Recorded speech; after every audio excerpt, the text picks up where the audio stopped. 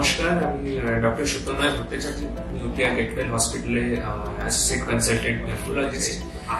অনেক ক্ষেত্রে দেখা গেছে পেশেন্টের পা ফোলা নিয়ে বা ইউরিন কমে এসছে, তো সেই সিমটমস নিয়ে অনেক ক্ষেত্রে আমাদের কিছু পেশেন্ট আসে।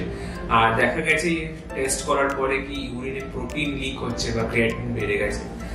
তো সেই ক্ষেত্রে কিন্তু একটা কিডনি বায়োপসির একটা প্রয়োজন হয়। তো কিডনি বায়োপসি যেটা হয় তার জন্য প্রসিডিওরটা 10 থেকে 15 মিনিটের একটা প্রসিডিওর।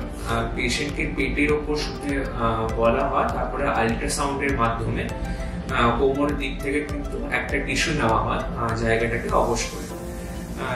অনেক ক্ষেত্রে দেখা গেছে কি কিডনি বায়োপসি করার পরে কিছু কিছু ক্ষেত্রে পেইনটা একটু হতে পারে, বাট ওটা পুরোপুরি কন্ট্রোলেবল। বায়োপসি করার পরে 6 ঘন্টা আমরা রেস্ট করতে বলি, আর সেই ক্ষেত্রে কিন্তু পেশেন্ট বিছানা থেকে উঠবে না।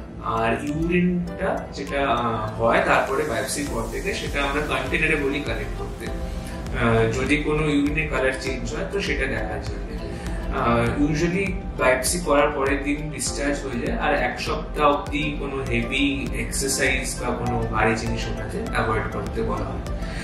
আর কিডনি যেটা অনেক অসুখ দেখা গেছে, সেই ক্ষেত্রে কিন্তু যে 50-60টা কারণ দেখা গেছে, তো সেই ক্ষেত্রে দেখা গেছে কি 5-6টা রিজনের জন্য কিন্তু ট্রিটমেন্ট, স্পেসিফিক ট্রিটমেন্ট আছে, যাতে পরবর্তীকালে গিয়ে কিডনিটা সেফ থাকে, কিডনিটার কোনো অসুবিধা না হয়। তো সেই ক্ষেত্রে কিন্তু কিডনি বায়োপসি এই 5-6টা যে অসুবিধা আছে কিডনিতে, তো সেই ক্ষেত্রে কিন্তু কিডনি বায়োপসির একটা রোল থাকে।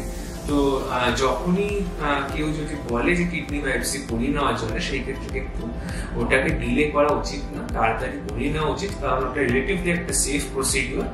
আর সেই ক্ষেত্রে যদি এমন কিছু অসুখ ধরা পড়ে যায়, সেই ক্ষেত্রে কিন্তু ওই ট্রিটমেন্টটা পরবর্তীকালে করা যেতে পারে, পরবর্তীকালে ট্রিটমেন্টটা ঠিক থাকে। কিডনি বায়োপসি কিন্তু এমন একটা প্রসিডিওর যেটা ভয় পাওয়া উচিত না, করিয়ে নেওয়া উচিত। কারণ দেখা গেছে কি যদি ট্রিটমেন্ট দিলে ইউরিনে প্রোটিনটা কম হয়ে যায় বা ইউরিনে যে আরবিসিস গুলো থাকে, রেড ব্লাড সেলস, সেগুলো কম হয়ে যায় বা ক্রিয়েটিন কমে আসে, সেই ক্ষেত্রে কিন্তু কিডনি পরবর্তীকালে গিয়ে কিডনি ফেলিয়ার হওয়ার সম্ভাবনা কিন্তু অনেকটা কম। আর তো সেই ক্ষেত্রে কিন্তু কিডনি বায়োপসি ডিলে করা কিন্তু একদমই উচিত থেকে থাকে।